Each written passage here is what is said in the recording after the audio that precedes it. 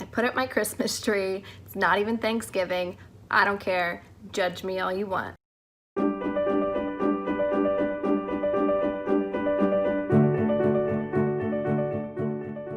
Today we're going to talk about something that came up recently in my journey with a newborn again. How do you know when your baby is actually hungry, and how do you know when they're actually full? Babies don't do a whole lot their first few weeks, but they are actually very good at giving us cues of when they are hungry, when something else is bothering them, and when they are full. It just takes a little bit of searching and some confidence in yourself to know what you're actually looking for. Bottle feeding formula to babies does give you a little bit of an advantage because you can actually see like the amount of ounces that the baby is drinking at each feeding. If you're breastfeeding, you don't have that. You don't know exactly how much the baby is drinking, even if you're pumping, because what you pump and what you feed at the breast may not be the same. And you also don't know exactly how hungry your baby is each time you breastfeed them. Regardless of whether you are bottle feeding or breastfeeding, their hunger cues are going to be similar, and the cues that tell you, okay, they're full and they're done, are also going to be similar. Every baby is different, and it may take you a little bit of time to learn and read your baby's cues. Some babies drink more at each feeding and can sleep longer in between. Some babies want to eat every hour. Internet searches about how much a baby should eat, how often, they generally will give you the mid-range because they're talking about an average of most babies. This is what they should do. So for example, if you read that a newborn should drink 2 to 3 ounces every 3 hours, but your baby is drinking 1.5 ounces every 2 hours or 4 ounces every 3 hours, but they're giving you real hunger cues, that doesn't mean that your baby is doing something wrong or that you are doing something wrong. Tune into those innate parent instincts that you have and let your baby tell you what they need. They will tell you when they are hungry, and they will tell you when they are full. It is helpful to keep a log, especially in those early days and weeks. But my advice to you, especially when your baby's schedule is going to change so much, try not to look at individual feedings as much as a whole day. This video is going to review what some of the hunger cues are and how to know if your baby is getting enough to eat. Ideally, you will be seeing and recognizing hunger cues before your baby gets to crying. Yes, crying is a hunger cue, but it's a late hunger cue. Usually, they will be showing you other signs before they get to crying.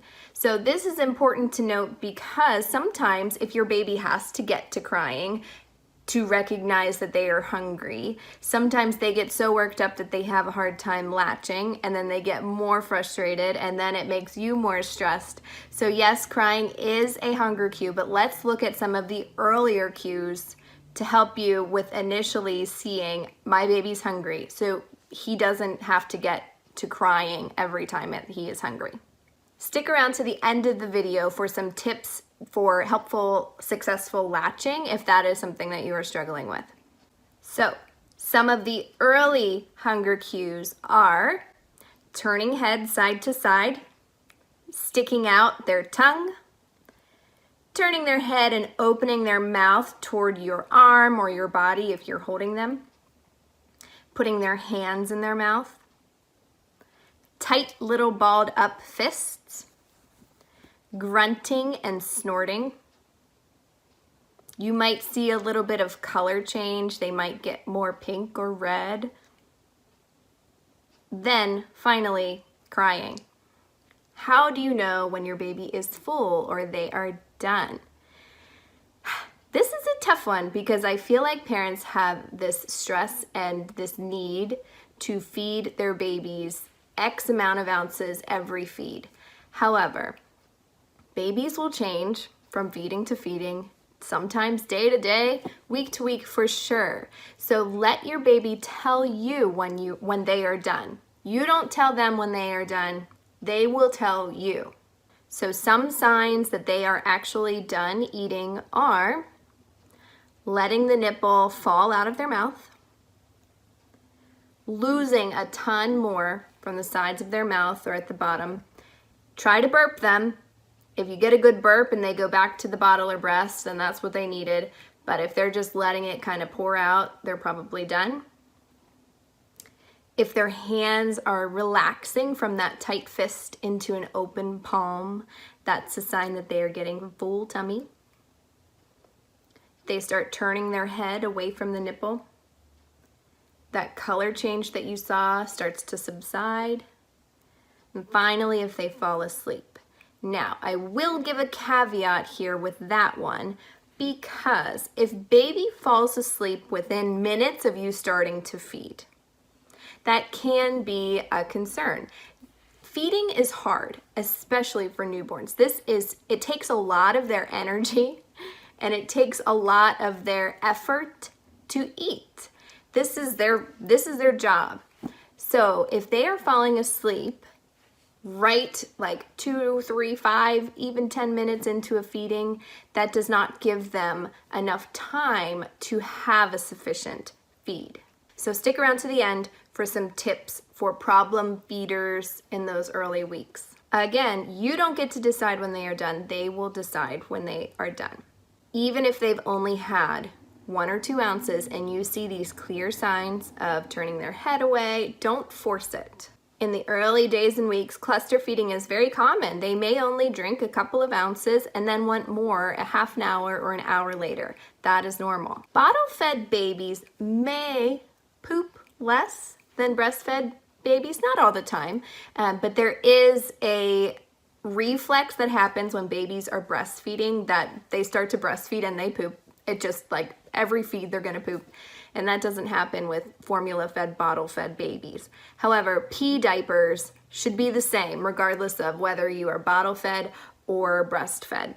After the first week, you should see about 8 pee diapers a day. That's average. No less than 6, but it could be 9 or 10. Pee diapers are your best bet at looking at whether your baby is getting enough. If your baby's diaper you're getting less than 6 in a 24-hour period and the pee smells very strong in the diaper, that could be a sign that they are not drinking enough. If you have excessive pee, like you're changing a diaper constantly and the diapers are super full, that could be a sign that you are overfeeding.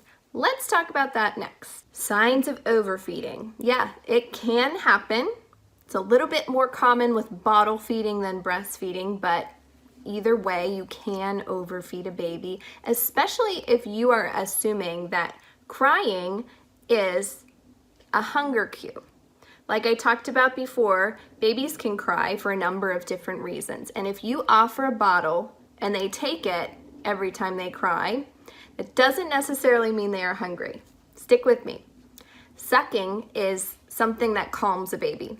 That's why we have pacifiers. For the first 3 months in particular, a baby cannot be spoiled by using a pacifier. They literally cannot self-soothe. They just do not have the ability to do that. So sucking is something that calms them. So if a baby is crying because they are over or understimulated, their diaper is wet, they have poop, they have tummy troubles, or their temperature is off, the only sign you're seeing is crying. You haven't seen any of those early hunger cues. It's probably something else. That doesn't mean they won't accept a bottle, because maybe they want to suck to calm themselves down, and then you risk overfeeding them. Overfeeding will result in basically just overloading the digestive system, so you're going to see excessive blowout diapers, excessive gassiness and fussiness, excessive spit up, more than just the little bit that is typical with a baby after they eat. Your baby will be very cranky. This is why it's important to note the other hunger cues, not just crying, because all of those things are going to make your baby not feel good and cry. And if you continue to give the bottle in an attempt to soothe them, you're just further overloading their digestive system. How do you make sure you're not overfeeding? Don't wait for crying to feed your baby. Look for those earlier feeding cues. So then, if you're used to what you see when they are hungry, you give them the bottle before they get to crying, If all of a sudden your baby starts crying and you didn't see any of those other cues, then it's most likely that something else is the root of that cry. What if a baby isn't waking up to eat or is too upset and cranky, they want the milk now? Well, let's start with those sleepy babies. In the early days and weeks, you may need to wake up your baby to feed them. Babies can sleep up to 18 hours a day, like newborn babies. That's a ton. They shouldn't sleep more than 4 hours at a time though. So if you are getting close to like a 5-hour mark and they haven't woken up, wake that baby up and give them something to eat. Their stomachs are very small, so they need more frequent feedings until their stomachs can grow and can hold more.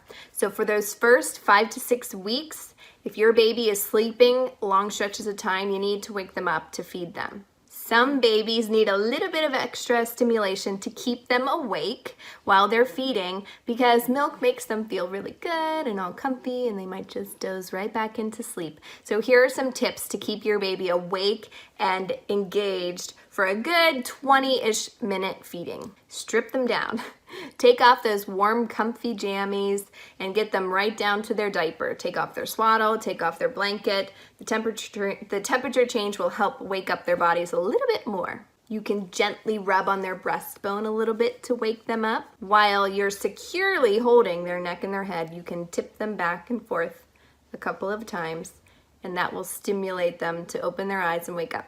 You can also change their diaper. Usually they don't really like that if they're in a deep sleep, so that will wake them up as well. On the flip side, if baby is just like, I need milk right now, and their hands are all in their face and they just are getting frustrated because they can't get a good latch, here's some things to do for that baby. With the sleepy babies, we said take that swaddle off. Well, if your baby is fighting himself and you're like pulling their arms down out of their face to feed them, swaddle them. Yeah, they will probably fight it, and no, you are not hurting them. You're giving them the chance to calm their bodies down slightly so you can successfully get a bottle or breast into their mouth. Swaddle them with their arms down at their sides, nice and tight. Then you will be able to calm them just enough to get that bottle in, or at least get their hands out of the way. Another tip is to shush really pretty loudly right next to their ear while you're offering the nipple. So that shush, when they're in your belly, when they're in the womb, the sound is like as loud as a vacuum cleaner. So sometimes giving them that super loud shush right next to their ear, like white noise machine, but from your mouth, they'll tune into that and it will kick on some of that calming reflex. Just enough that you can get the nipple in and they can start to suck. Some babies who are upset and super disorganized will have a hard time, even if they get the bottle or breast in their mouth, they'll have a hard time finding a rhythm for their suck, swallow, breathe. When they drink, they need to suck, they need to swallow it, and take a breath. That needs to be in rhythm. If they are upset and disorganized, that can be off. So giving them a firm pat on their back with some shh, shh, shh, gives them an external rhythm that will kick them into place. That helps them get onto a suck, swallow, breathe rhythm. It's got to be pretty firm, and your shush has to be loud. You're giving them a rhythm to catch on to, and that can be really helpful for those babies who are just like past the point of no return. So, swaddle, shush, rhythm. Those are some things to do for those babies that are just, they want it when they want it, and there's no turning back. I hope that was helpful.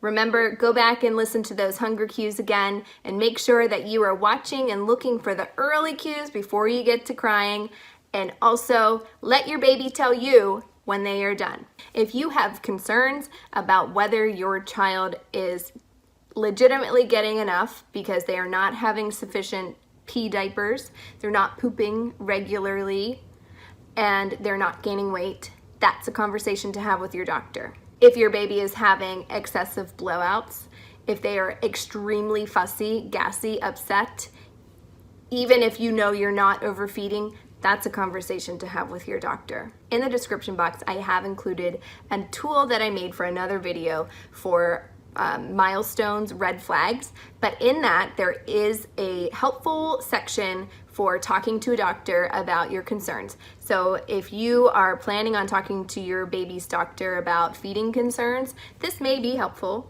So take a look and download that I forget how I did it, red flags, motor milestones red flag checklist. Something that is way too long now that I think about it. But thanks for watching. Please share this with anyone who is expecting or who has a newborn at home, just to give them a little bit of a boost of confidence. Remember, moms and dads, you have parent instincts. Tune into them. They are generally correct. You've got this, and thanks for watching. Please like, share, and subscribe. I'll see you guys next time.